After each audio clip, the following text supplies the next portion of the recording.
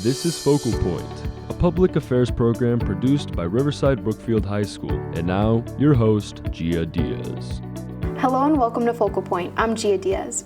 Joining me today are Susan Bertuglia and Joseph Mengoni from the Riverside Community Resource Center. How are you guys doing today? Great. We're doing well. Thanks for having us, Gia. Thank you for being here. So I first want to start off with how you got involved behind this whole project.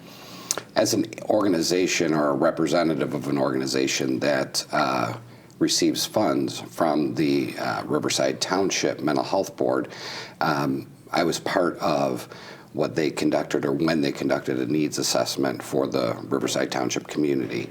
What needs did the community have and how could they help and address those needs? So that was about probably a year and a half to 2 years ago that was completed. From there, the Mental Health Board asked provider organizations to come up with ideas or projects that they thought would fit in with addressing the needs assessments. And so one of those was to create a resource center or having information available and getting information out to the township residents. And so from there, we created the community resource room. Nice. And throughout that whole process, what do you think, in your opinion, was the hardest part? The hardest part was probably getting everyone together and really coming up with a schedule. And then once we were able to do that, it's really getting the word out. So, I mean, segments like this to touch the township residents and get that information out to them, letting them know that we're here is probably at this point still the hardest part. So Susan, I'm going to go back to you. Yeah. What is your role in all of this? So I am basically, I work for Aging Care Connections. I'm an employee of one of the three organizations that are involved in this collaboration. And I am, along with my colleagues Monica and Amber, we are the boots on the ground at the Community Resource Center. So I'm a licensed clinical social worker.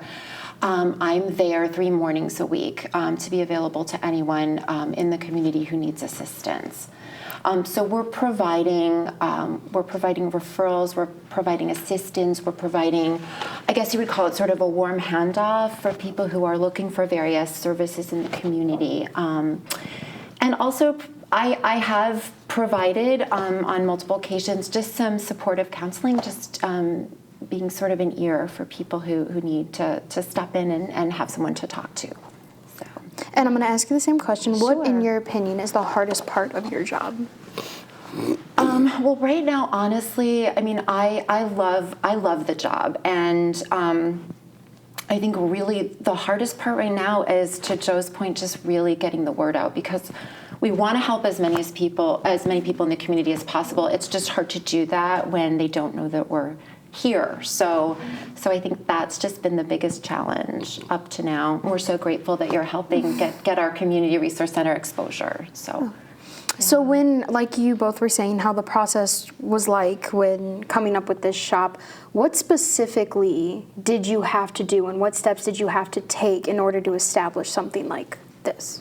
Well, I think we all, after the needs assessment was completed and we were all given the charge by the Mental Health Board to go back and to look at projects that the organizations can come up with, we all submitted our own proposals.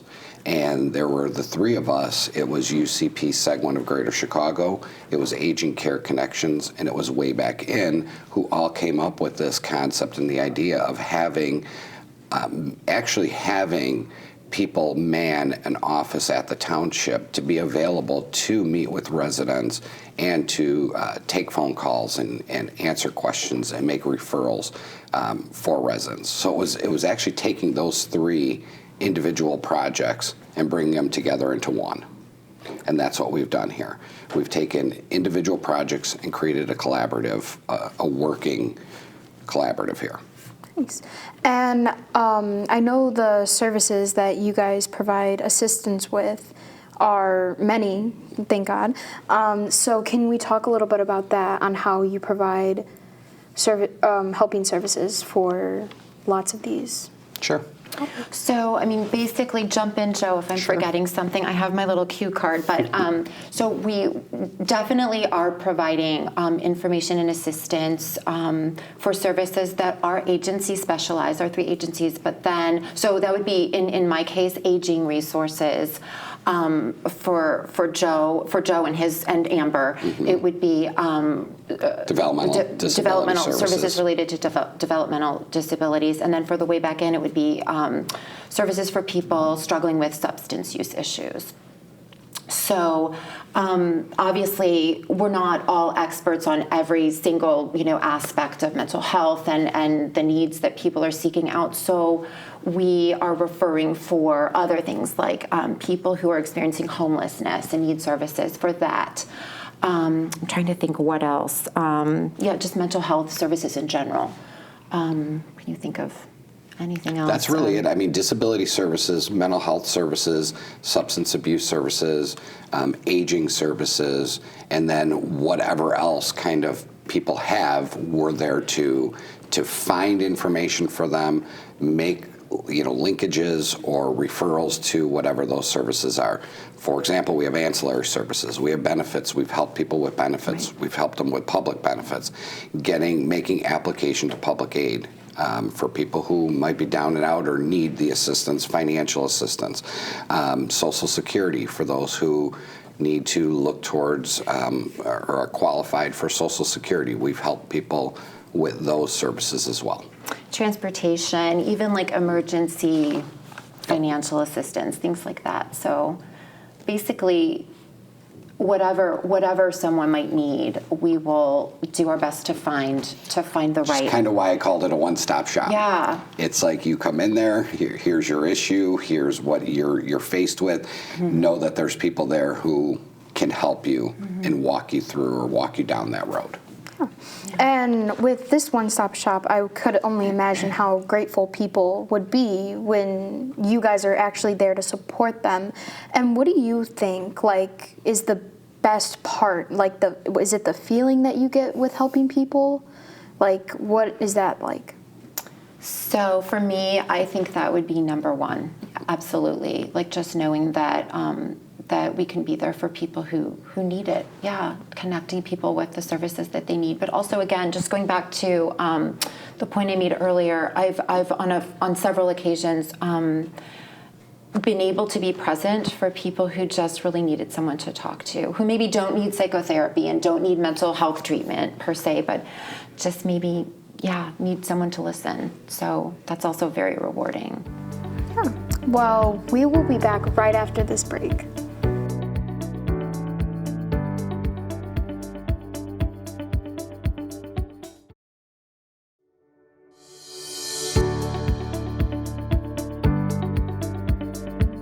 Welcome back to Focal Point. Now joining me is Monica Lea, a member of Way Back In, which is one of the 3 organizations that come together to form the Community Resource Center. How are you doing today? I'm good. Thank you for asking. Thank you for being here. So what is your role in all of this?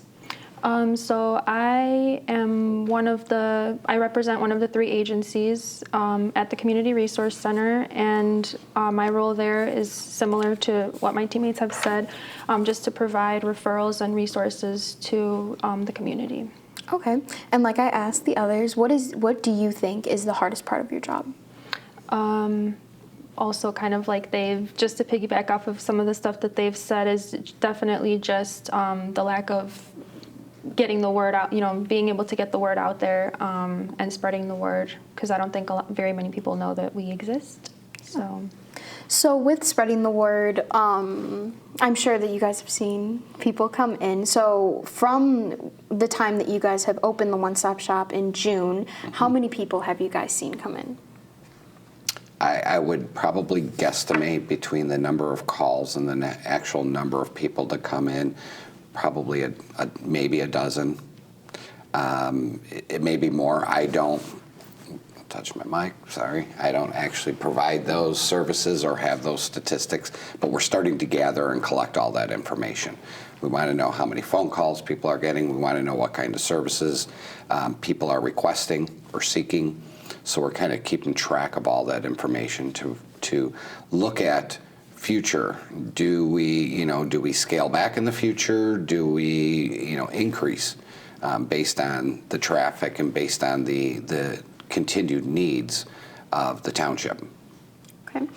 And I know the services that we talked about earlier are a little bit different than Social Security, public aid, and financial assistance. So how does that differ, and what else do you guys provide for those type of needs?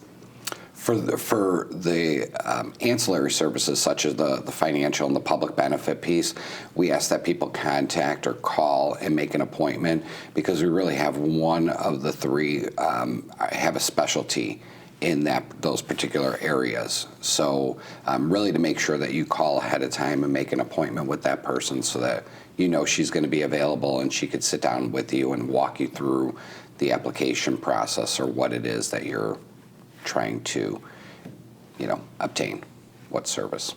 Yeah. So in the previous question, you talked a little bit about the future and what that could uphold. So are there any new plans for the future or anything you would like to incorporate in it? I think that, the future's kind of up in the air. It depends on the continued needs of the township residents. As I talked in the beginning, during the needs assessment, this was one of the things that they wanted to know: what kind of services were out there, where can we go for these services? And now that we've created this and kind of built this one-stop shop, it's now getting the word out in hopes that it continues on into the future. Okay.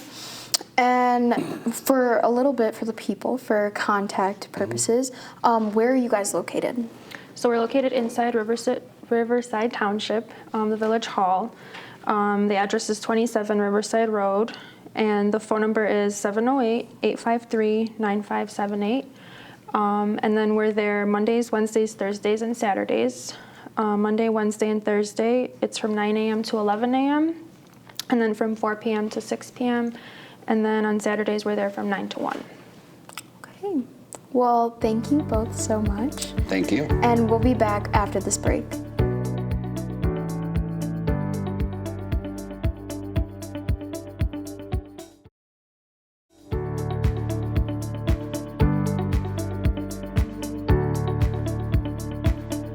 Thank you so very much for Susan, Monica, and Joseph for joining me today. And for RBTV's Focal Point, I'm Gia Diaz.